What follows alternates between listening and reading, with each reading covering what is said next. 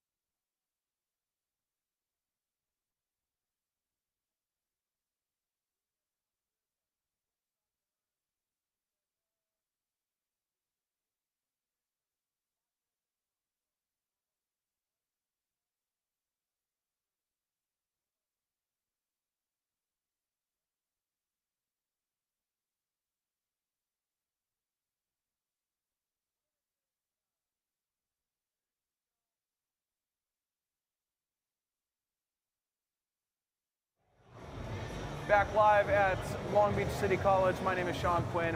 I'm sitting here with Professor Holbert. Professor Holbert. He is one of the automotive professors here at Long Beach City College within the automotive department. Professor, how you doing? I'm doing great. How about yourself? I'm all right. Tell us a little bit about yourself.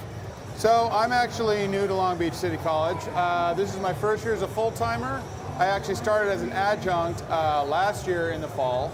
And I'm actually really excited to be coming on full-time. We're growing the program. We're near 1,000 students. So things are going really, really great. That's good to hear. What has been your background? So my background, I actually started in the community college system. Actually, Moorpark Community College over in Ventura County. So I came out of that community college system, went to UCLA, graduated, and then immediately got a job working on trucks that had nothing to do with my history degree. So I've been working in the auto industry for 20 years now and teaching for about 13. That's good, that's good. Where were you before coming to Long Beach? I actually was a lab coordinator down at Golden West College in the automotive program. Our rival, Golden West. How dare you? I came to this light. I came to the light. Before that, I was teaching high school at San Gabriel High School in San Gabriel Valley. Okay, cool. What are some of the projects that you work on as part of the automotive department? So the automotive department, well, I'm teaching classes, obviously. Our automotive technology program is bumper-to-bumper automotive repair. So electrical, engines, transmissions, you name it, repairing cars, we do it. Some of the bigger projects we're working on, obviously we're here at the Long Beach Grand Prix, which is really exciting. We take students to the SEMA show, Specialty Equipment Market Association, which is the largest aftermarket parts show in the nation.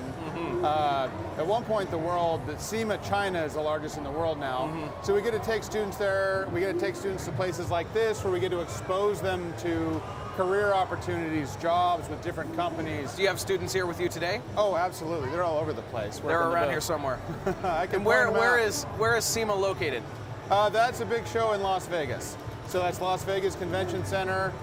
We get to take kids, actually, we raise money with the Automotive Club to actually be able to take kids for next year. That's another, we actually just had the Tesla Club of California hosted an electric vehicle event on campus down at PCC, which is really cool. Interesting, interesting. Was Elon Musk there? He was not, but we had half a dozen Cybertrucks, Wow. a bunch of Model 3s, X's, Y's, Model S's, a bunch of custom Tesla stuff, which is really cool. What do you think of those Cybertrucks? Do you think they're like, I don't know, think the how would tech- you describe it? I think the tech is amazing on them. I think aesthetically they are not my cup of tea, but you know what? They're selling out, so I can't be too critical. People want them. People are buying them. And sure. Elon appreciates it. So what's been like one of the major highlights for you at teaching here in your first year, but also just where you've taught in the past? What's been one of the highlights as an automotive teacher? The biggest high I get is when like a student comes in. We had a former student, our former club president, Daisy, was on campus the other day in her Acura uniform. Oh. So when I get students who come back to see me who are actually working in industry, like they're there, they're doing the thing. Is she here this weekend with the Grand Prix? Unfortunately, no. I think she's probably actually working. She was here with us at the Grand Prix last year as club president, but no, she's like seeing students come back in the workforce and seeing them be successful is just like the most validating thing. That's always fun. They're the ones doing the work, but I at least get to say like I helped them do that. That's really cool. If there's, I suppose I'll give you one more. If there's something that you can say to our audience that could be prospective students that are interested in a career in automotive technology or working in the automotive industry, what would you say to them? What I would say to students who want a job in this industry is it is a growing industry. It's not going away, it's not going anywhere. The world needs technicians. The country needs technicians. Even with electric vehicles, some people think that, oh, like, aren't electric cars less to work on? You still got wheels, tires, brakes, suspension, all sorts of electrical faults that can happen. Plus, gasoline cars and hybrids aren't going anywhere for a while, so we have tons of career opportunities, and we actually get to have a ton of fun with what we do. So, you know, if you want to have fun at work, like, we've got great career opportunities. I mean, teaching's a blast. The students get to have fun because we're really hands-on. Like, we actually practice what we preach. We do it in the lab every single day. And I just, you know, I love what I do, and I just want to share that with my students. That's awesome. Professor Holbert, it's been a pleasure. Thank you for joining us this afternoon. I'll let you get back to what you were doing. Oh, back to work then, is what you're saying. We'll be back with our next interview, hopefully coming up shortly.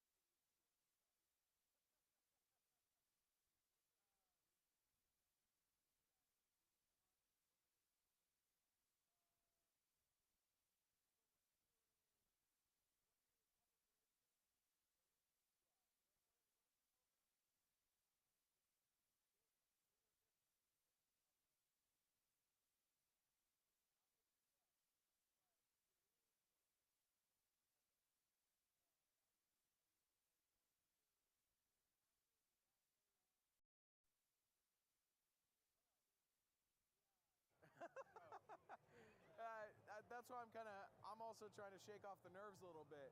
We had, I don't know where Edward went, but he's around here somewhere. Oh, there he is. He's behind the box. Anything else you can think of that maybe you'd want to talk about? Yeah, there we go. I'll open up the question. Is there anything you want to talk about in your experience? How about that? Right. That's what I was going to get to. Do you live on or off campus? Off campus.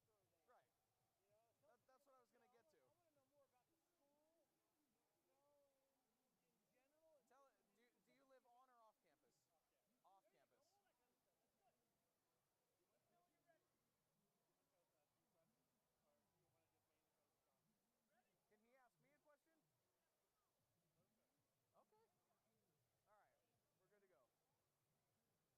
go. He'll give us a countdown and we'll be on our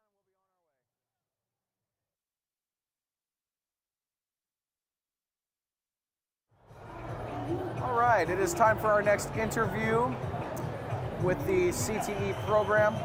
I am sitting here with Alberto. Alberto, how you doing? Doing fantastic. Loving the show. Loving the cars and but yeah, how was the show for you guys? It's going pretty good right now. Yeah. We've got all the different people that we've interviewed so far from the CTE program and the auto industry. We just had the automotive professor up here on the last go around, and yeah, it's been a blast so far. That's interesting. Tell us a little bit about yourself. So I'm a Cal State Long Beach student.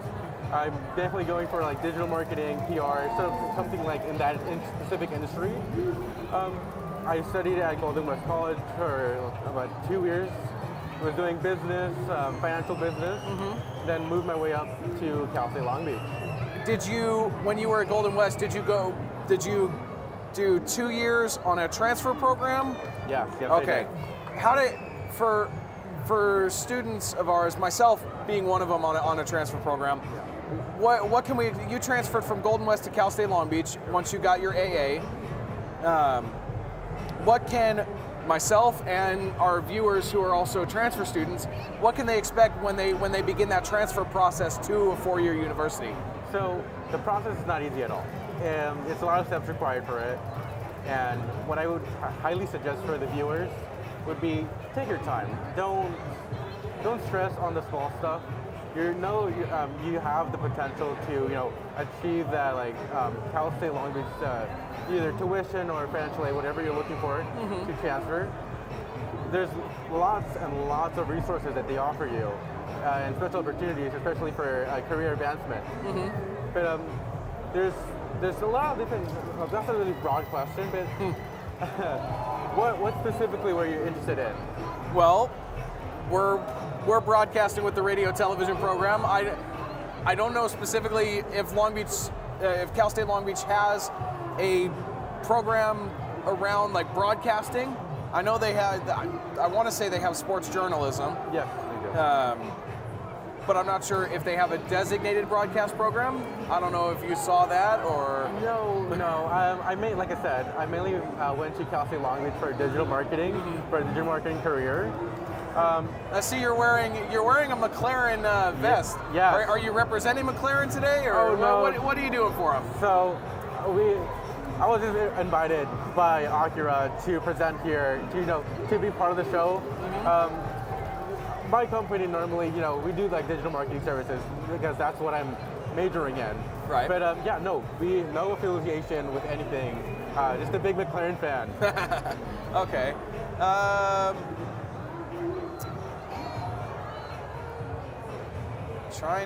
Let's see. Are you trying to get a transfer to a Cal State Long Beach? I've thought about it. Yeah. Either Cal State Long Beach or Fullerton. Oh, both are good options. I know Fullerton. I've been told that Cal State Fullerton does have a broadcast program. They do. Chapman also has one. I just have to look around. I have to find where I'm going, right? Yeah. Where do you see yourself in the next 5 years? Where do I see myself? Yeah. Man, there's so many different things. There are so many different things I could be doing in 5 years. Yeah. If this pans out, I could be I could be a broadcaster with the NFL. Who knows? Oh. Very broad, open statement. Yeah. I won't name drop anybody, but hey, I could be the next. I could be the next Tony Romo. I'll just say that. I mean, as a student, what has your post high school through Golden West and now into Cal State Long Beach, how has that been for you the past 2.5-ish years? well, from high school to university to community college, it was. Where'd you go after you graduated high school? After I graduated high school, I went to Golden West College, but it was a rough transition. So it was that peak COVID era, Right. where like everything was shut down. You were unsure of what was going to happen. What year did you graduate? High school. Like you had the COVID stuff. Yeah. So- prom was canceled. High school graduation was canceled. It was mainly more like isolating yourself at home. But there was. I remember. Yeah. Very unfortunate. And our yearbook was all just like pictures of names in a black background. Like, that's not the high school experience I was hoping for. And especially prom. Oh, Prom yeah. is something that most high school seniors look forward to. Yes. And for the class of 2020, having that taken away from them, It that's a felt- big loss. Yes, it felt really wrong. But here we are 4 years later, and we have thousands of people here to watch the Grand Prix this weekend, course. walking through the convention center.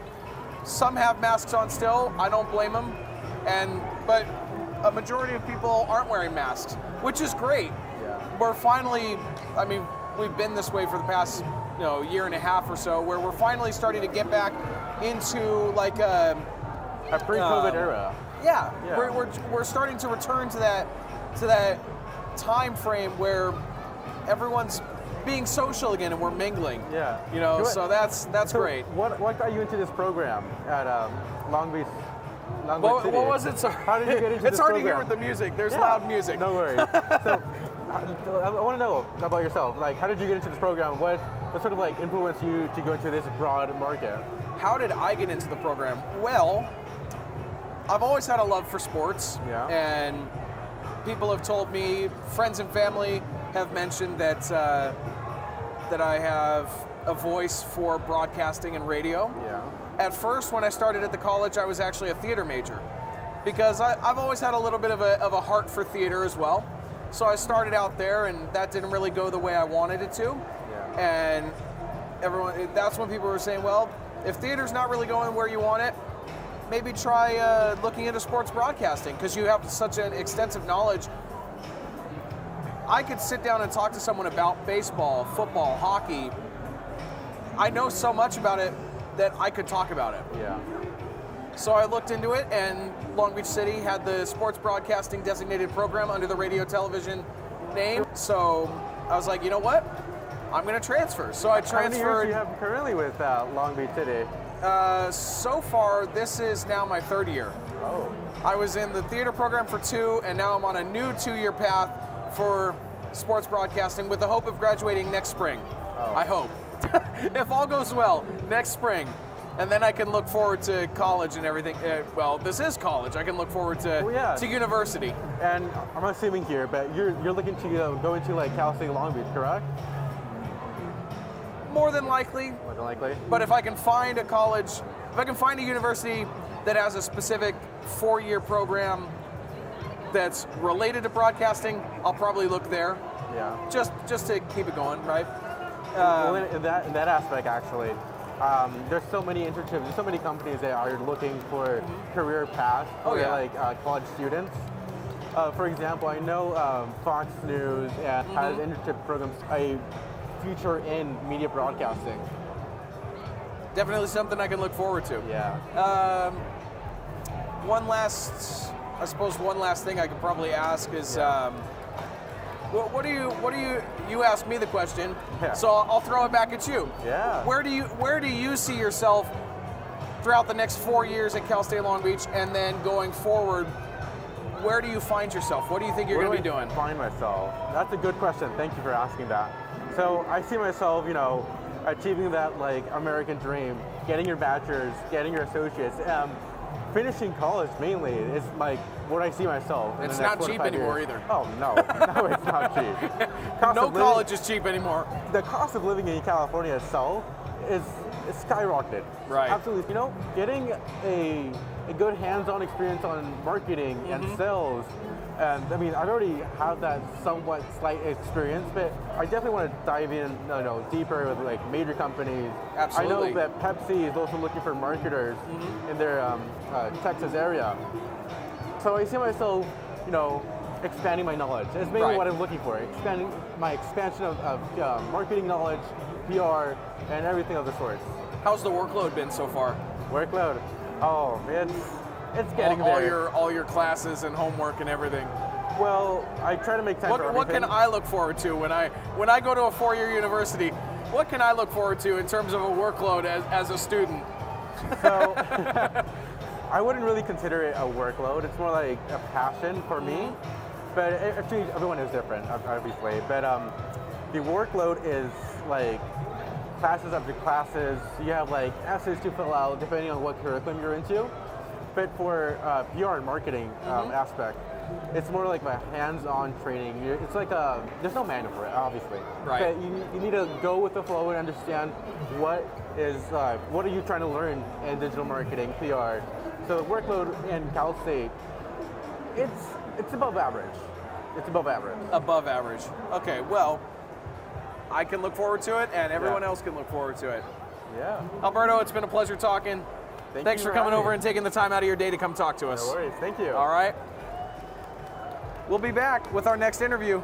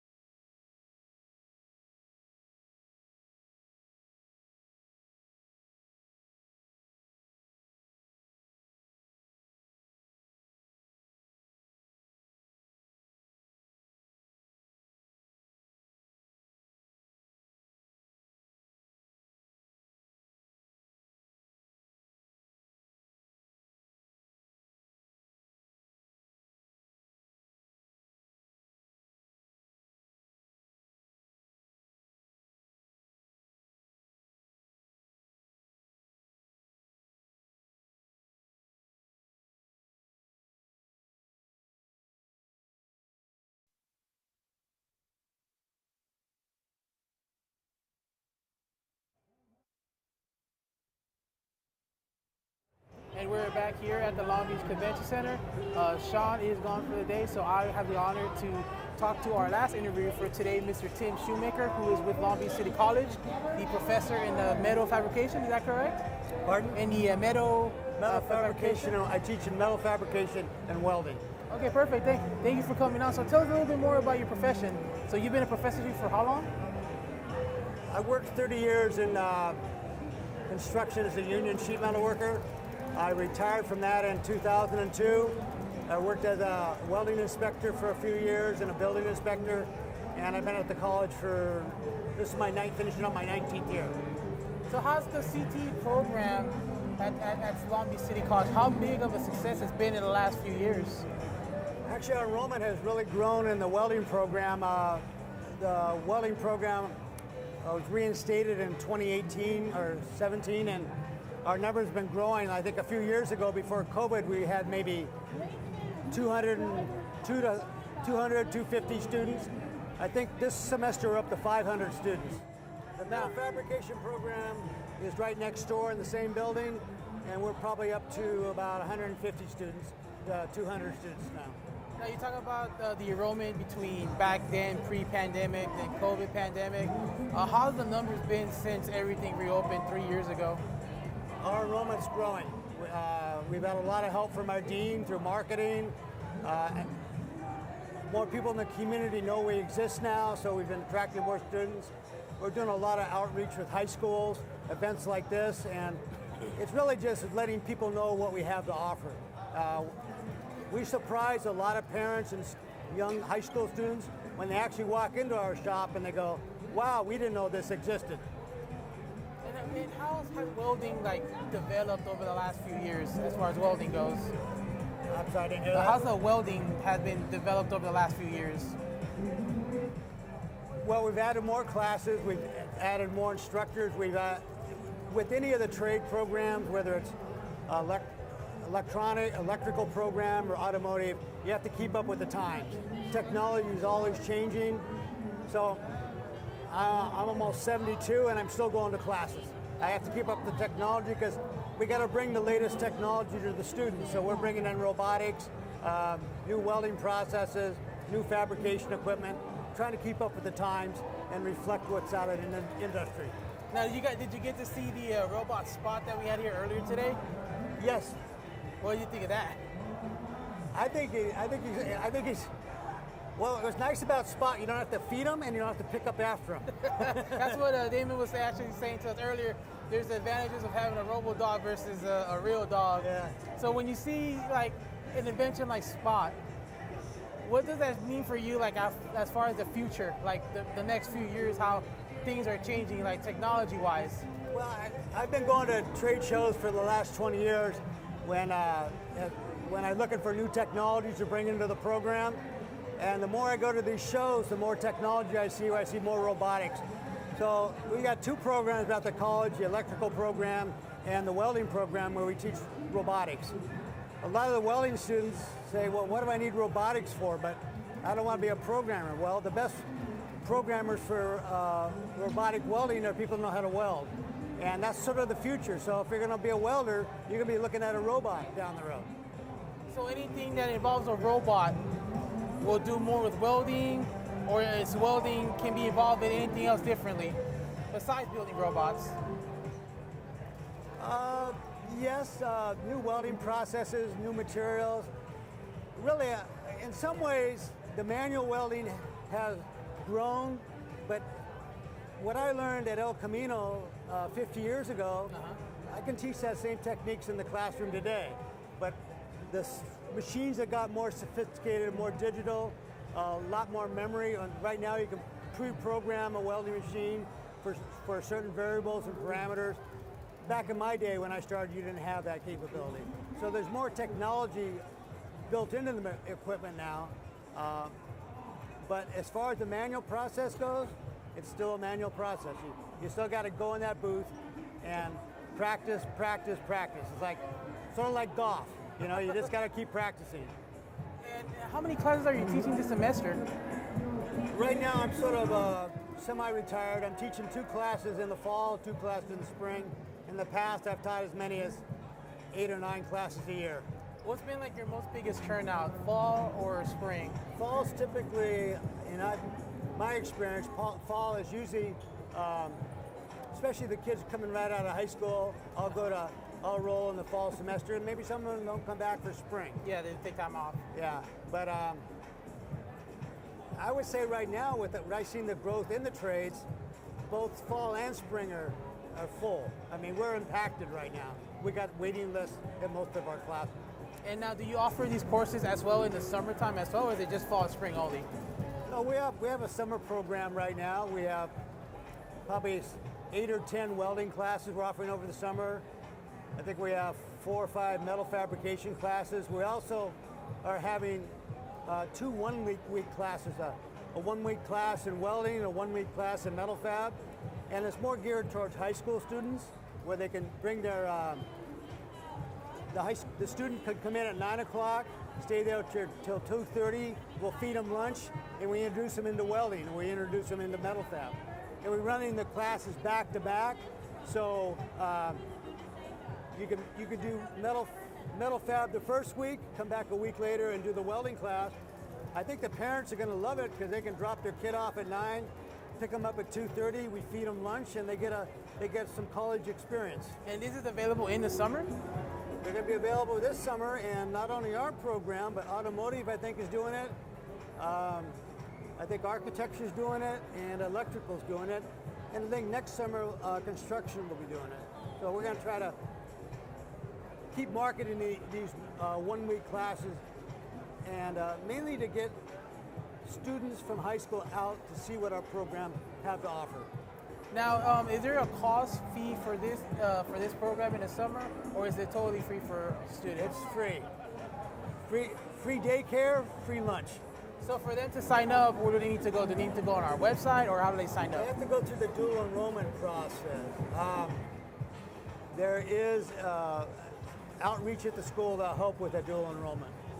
Perfect. And how much of a success you seen all this develop? The CTE, the welding, technology. How much of it has advanced over the past few years? Well, I've probably seen more advances in the metal fabrication side, because the welding is still, there is automation coming in welding, there's a lot of robotics, but what you see in a fab shop now that used to take 10 guys, 2 or 3 can do it.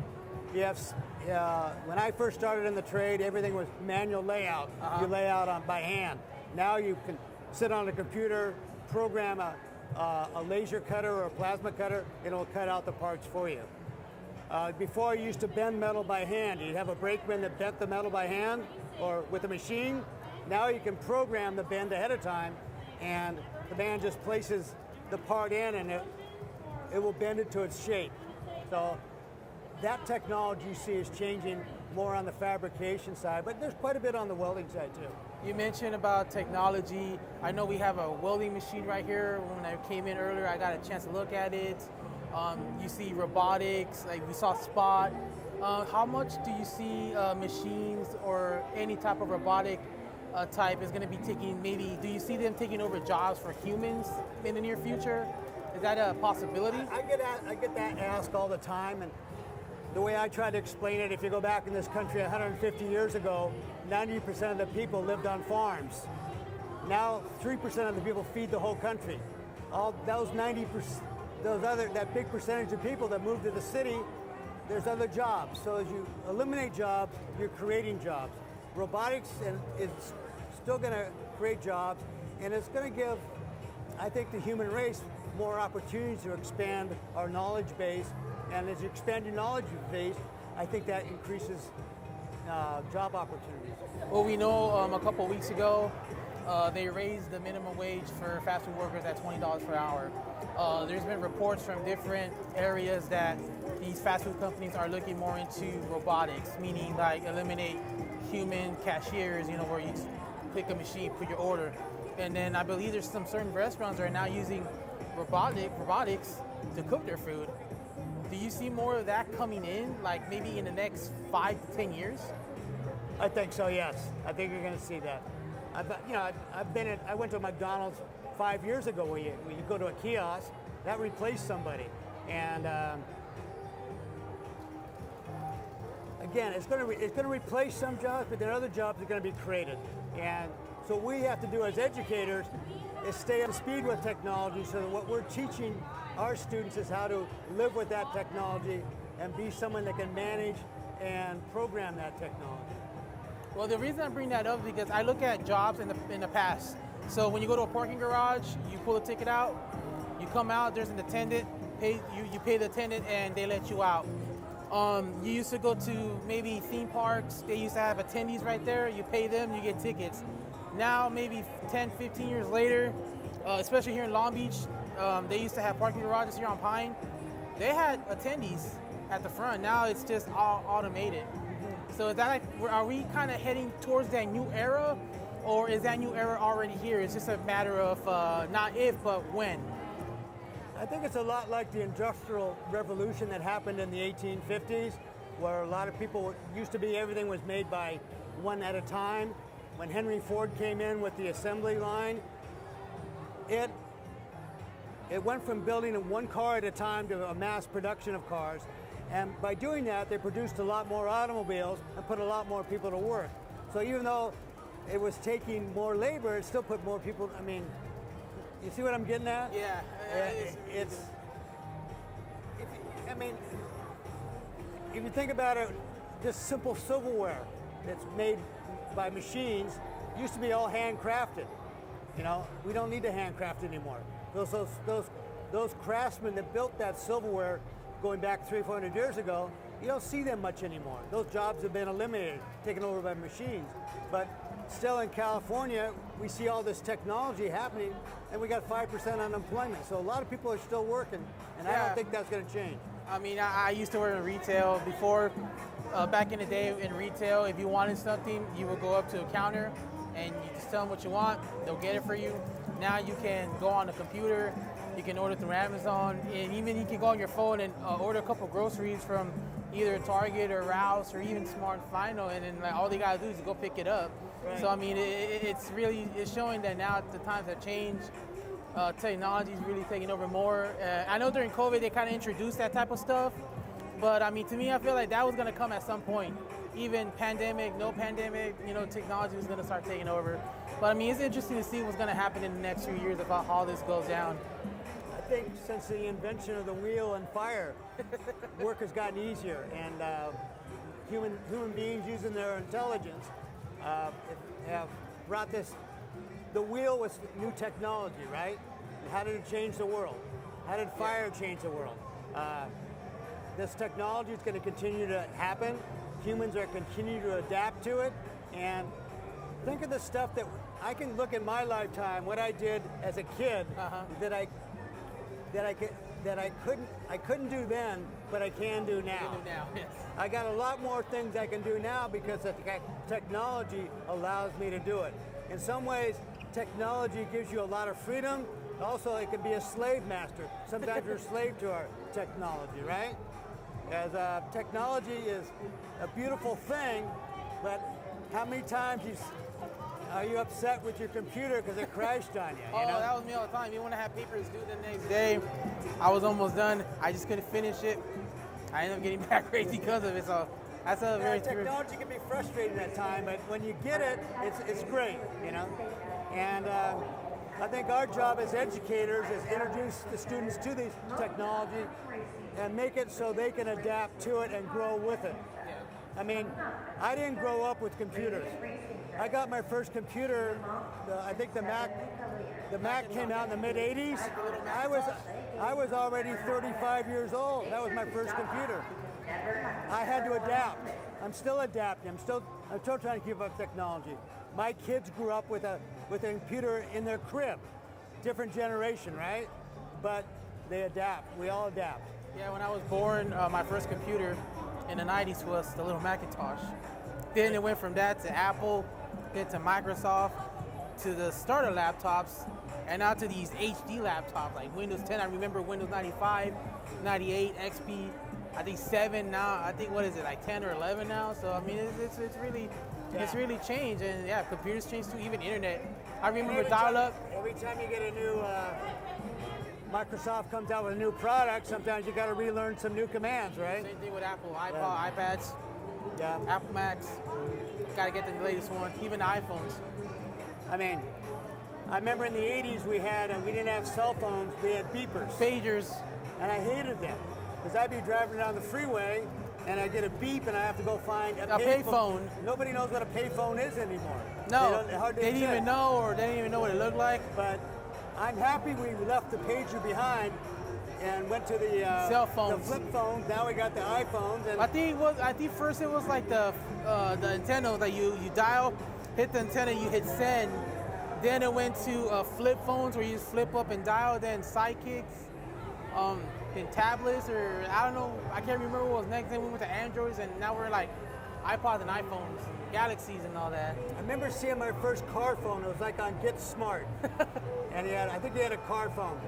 And my wife had a car phone back in the late 80s, and had a big box in the trunk, and actually it looked like a dial-up phone in the front seat. And that was the car phone back then. That was cool.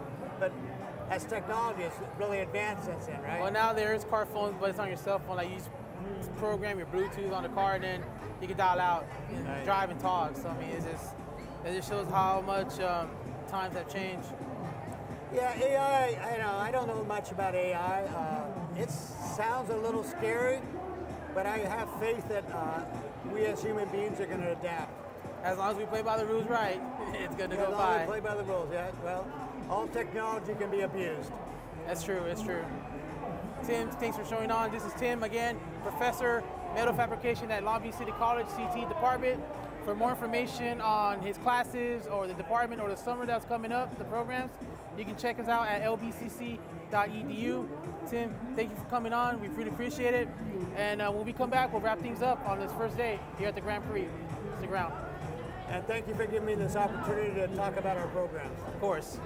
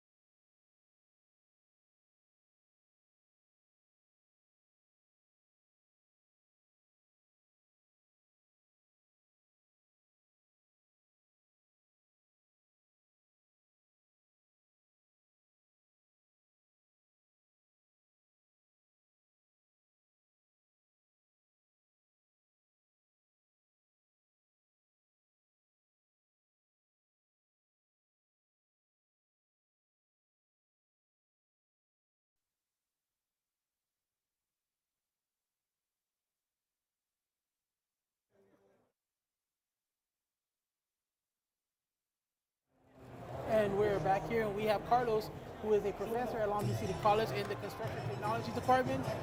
Thank you for coming on today. Tell us more about your profession.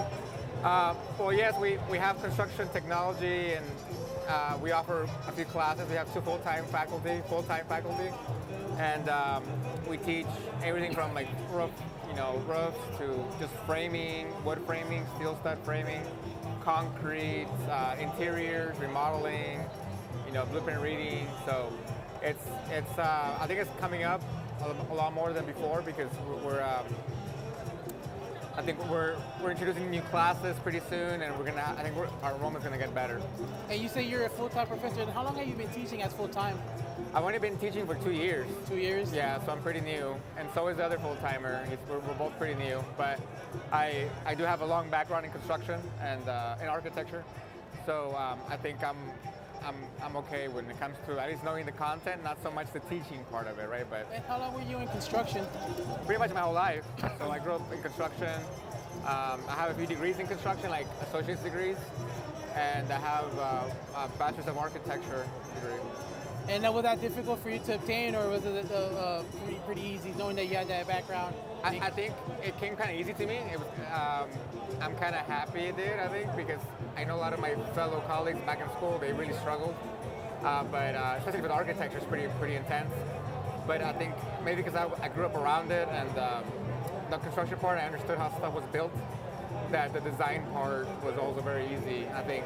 Or not super easy, but it was more manageable, I guess, and than others that have a hard time that don't know much about the building part of it or thing. But yeah, so I think we have I grew up doing it, general contractor, and I'm a degreed architect, so I'm not licensed for architecture yet, but I'm working on that too. And you teach it full time. When is your busiest terms? Is it the fall or the spring, or do you teach summer as well? We have some summer classes coming up, I believe, and but I was teaching winters, so I would teach fall, spring, and winter. So you would teach the fall semester and then the 6-week winter session? Yes, and then the spring, and then my other colleague, my full-time other faculty, Jordan Jacobsma, he teaches summers. And how do you see construction now compared to what it was maybe 10, 15 years ago? Well, I think construction now, there's a lot more technology, obviously, and I think it's good. I think people are becoming better at it, more efficient. There's more knowledge, so even the customer knows, hey, it doesn't look right, because maybe they saw a video of it on YouTube. Yeah. And even though YouTube's not always correct, and a lot of times it's not correct. It's never is. But at least you can kind of get an idea what it should look like, or the process more or less. And then, so I think the customer has gotten better, and that makes the worker better too, because you have to be on your toes, not just like sloppy work or whatever. So. Now, yes, YouTube, I'll be honest, it's supposed to be a tool, but not like a learning tool. It's more like, to me, I see it more like a visual, and then try to work on it, and if it doesn't work, then probably have to ask for help or anything like that. But how do you feel about enrollment as far as, the last couple years? Do you feel that construction is, with the technology upgraded, is it creating more jobs? Well, I believe, at least from when I started 2 years ago, our enrollment is up a lot. Obviously, the whole pandemic was happening, and when I started, it was like, I guess, ending-ish, more or less. I don't know if it's over. But, so I think that our enrollment's getting better and better, and I believe it's going to get better because I know a lot of elementary schools, I've been hearing it from my students that have kids in elementary or whatever, that apparently they're pushing construction and the trades a lot more. So not just construction, but like auto and welding and all those other trades, so that students can start thinking that's a good career as well, not just STEM, right? Yeah. There's too many computer programmers right now. So I think there's a lot of need, a lot of demand for trades. So the money's there. It's kind of like supply and demand, So the need is there. The demand is there, so that the money's there for the students to earn it. Now, when you teach these courses to students, do you use this more as a tool to show, based on your experience, on how it's done to what is supposed to be done now, or has teaching these courses helped you develop your skills, for your personal needs? Well, I think everybody's always learning. I'm always learning as well. There's new tools that come out or new technologies, better batteries, better whatever drills. But a lot of it is, if you understand the concept of how to build something or processes, then it's easier to kind of adapt to the little changes that are happening. Because it's not like significant changes. It's just like little changes. It's evolving slowly, I guess, or somewhat slowly, and we just kind of adapt. And so I think just the styles and everything is still the same. I can use old stuff. It's just now we have this option, and I can use an example. Back then we had to do this because we didn't have that or whatever. So. Now, in the next 5 years, where do you see this department going? And as far as construction and technology and jobs, where do you see this go in the next 5 years if you're able to just predict what could happen? I think I would assume it's gonna more than double in size because just the industry, there's a lot of people retiring in construction.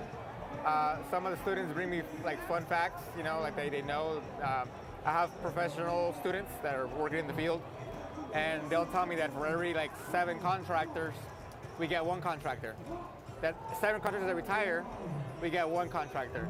So there's a huge demand, and I think the money's only going to go up for the worker, and the students are going to want that job because it's one thing to sometimes we work out of need, right? And sometimes we work because we want to. So hopefully we get people that want to, and then the money's there, or people do it because of the money. So. Now, do you feel that the demand for contractors has gotten up? Because I know during COVID, a lot of people lost their jobs. A lot of business closed down, and even with funding from the government, it just wasn't enough. People had to close down, and unemployment went up for a while. Do you feel that contractor demand is up high than it was back then, or do you see it more continuing to go up? The construction industry didn't stop. They kept working. It was considered a job essential needs job. But I think again, since everybody's retiring, even people in the union are retiring, and so I think there's I keep laughing at people walking by. That's okay. So I think the need's going to grow more and more because all the people that are experts are retiring. So we need a lot of young people, or even people that are middle-aged or whatever, to come in and learn something. And it could just be to learn how to remodel your own home. I have a lot of students that are coming in because they can't find a contractor. And they're like, I keep looking, I'm on a wait list for 2 years. Mm-hmm. So I decided I was gonna do it myself, so I'm here to learn. So I think it'd be the best option. If you can't find anyone, it's the old saying, if you want something done, you gotta do it yourself, right? Sometimes, yes, yeah. So that's how much of a need there is right now for contractors. Well, it's very interesting to see what the future's going to look like. It looks like the contractor need is going to go up even more. Yeah. I believe more jobs. So I agree with you on everything like that. I do want to thank you for joining us, though. It was an honor to have you. Right. We want to thank everyone that joined us throughout the day. We will be back here tomorrow at 10 o'clock for more interviews. We'll be here. Come check us out at the Convention Center. Booth 1247. Again, this is Edward Ritasso with Viking Productions, and we'll see you tomorrow.